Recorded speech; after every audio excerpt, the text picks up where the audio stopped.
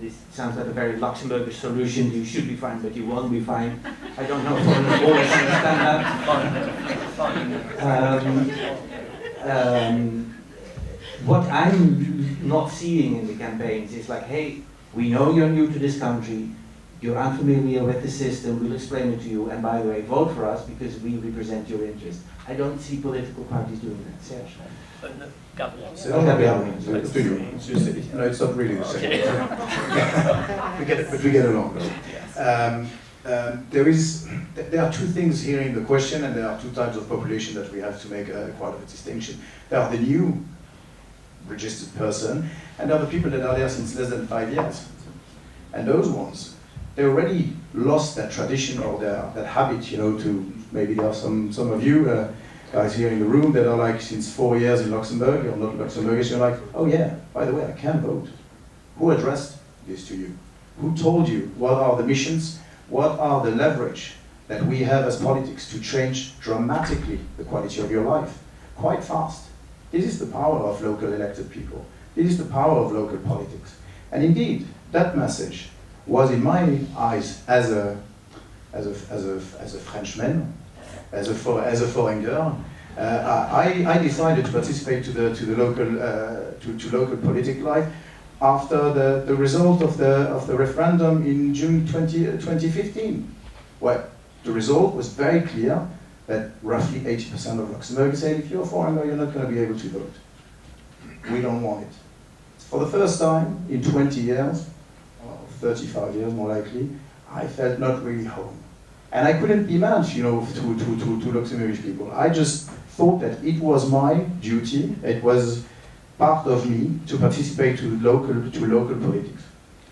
We failed as parties on the last years, on the last generation, to recruit and to motivate foreigner people, especially in the city, to tell them, you are part of our political life.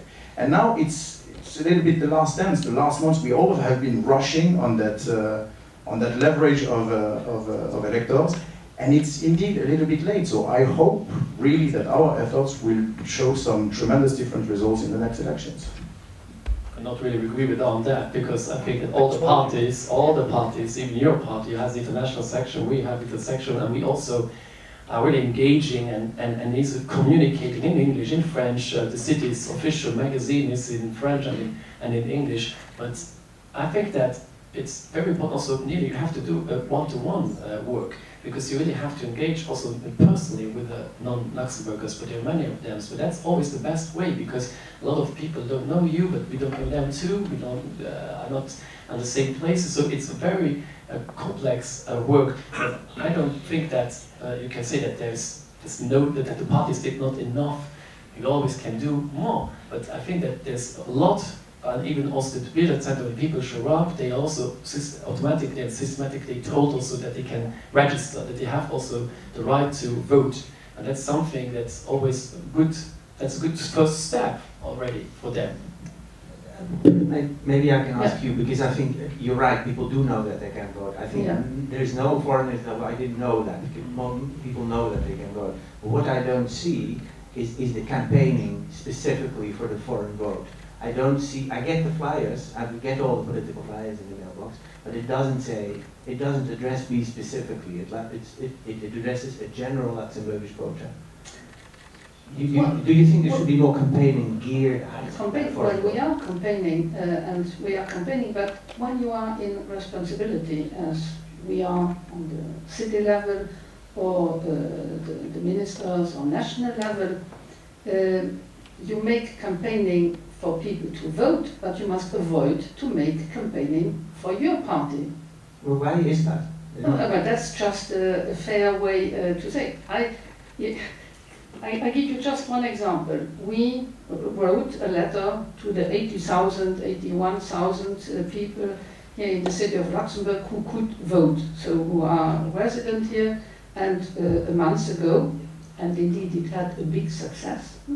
Because we can see how many people came, so it's not true that there is not campaigning. We wrote a letter to all of these 81,000, the alderman, well, the mayor, and signed the mayor and the aldermen, but with no name, because we want to avoid, and I think it's right, it's one to say, you use your title, you use your name, being your office to make campaigning for your party.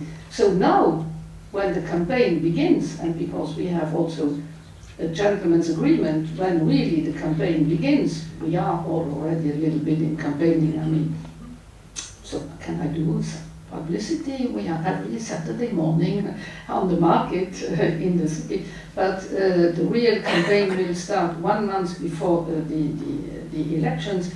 Yes, the parties are campaigning, but the authorities, they have really to encourage people, and we did it once again, and the government does it also with the whole campaign. Je peux voter, I can vote, who has been distributed, but everywhere, all around, where you have the publicity in at TV, on radio. But let's really face why do people not do it? I mean, why do people not register? I mean, that's really the question, and that we have to ask it to the people. All the answers that I got for the moment when I asked people, are you registered to friends? When they say yes, I say, oh, fine. If they say no, of course I ask, and why? And I really, most often I get the answer, well, why should I register? I mean, I don't know how many times I will live here, and I think it's working well. I really, and so, and every Tuesday morning, you know that the aldermen, they have free meeting with people. Whoever, no rendezvous, just come in.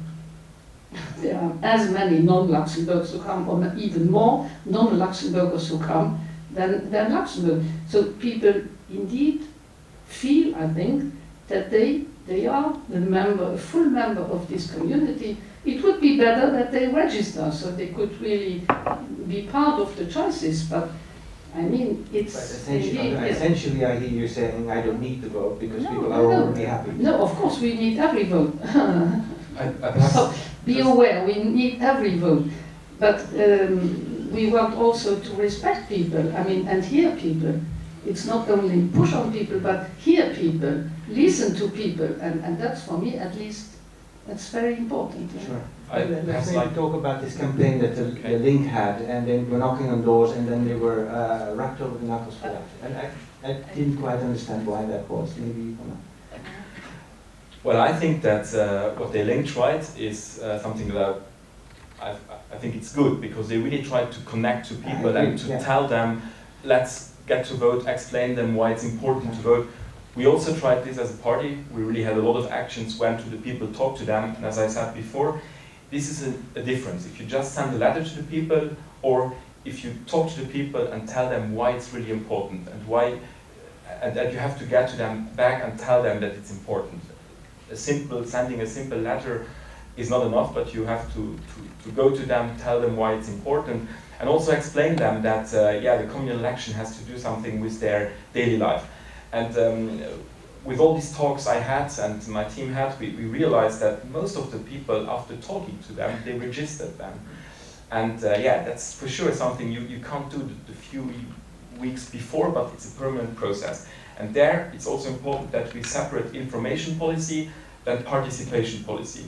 First, information policy. Yes, the City of Luxembourg communicates in French and in English in the City magazine. Yes, but the City Council, for example, is not translated in the other languages. And that was just one example to tell that in the information politics, we still can do more. And then on the other hand, participation policy. Really to even now, where we have still a minority, which for me is not good. I want to have more people to participate, also in the elections. But for the next city council and the next majority, it's really important to make another politics or participation, to get involved all these people and more of these peoples. And then they will also, more people will register for the next election, and we will have a more democratic city of Luxembourg. I can Can I just say that all the public participation dialogues that we have, every dialogue, every conference is translated in French and in English, and there are as many people from these different languages that participate. I mean, very often Luxembourgers are not in the minority, but there are more people speaking French or English and coming and asking, and who participate. So it's not that this doesn't exist. Right. I'd like to move on to a next topic. There's many more things we can talk about. Let's talk about traffic for a second. A lot of cities in Europe have used the pandemic to create more room for bikers and pedestrians, and I think Luxembourg has done not very much of that. Why was that? Serge, I'm going to put the question to you. We did already before, and we also did during and also after, but also I have to say, I really admit, having been in the city, it was dead. It was no traffic at all. There was no traffic at all. The city was quite dead because it was a lot of people, because you have to face the reality, most of these people who are causing the traffic, there's commuters coming from outside of the city, and they all stayed at home, and also those who live here in the city and work in the city stayed at home, so it was télétravail, I explain it in English again. No, this is Everybody understands. Home office. home office, thank you. Home office was the word I was looking for. So they did home office, and so it was so quiet, there was no traffic at all. But we did a lot to build and implement segregated cycling paths.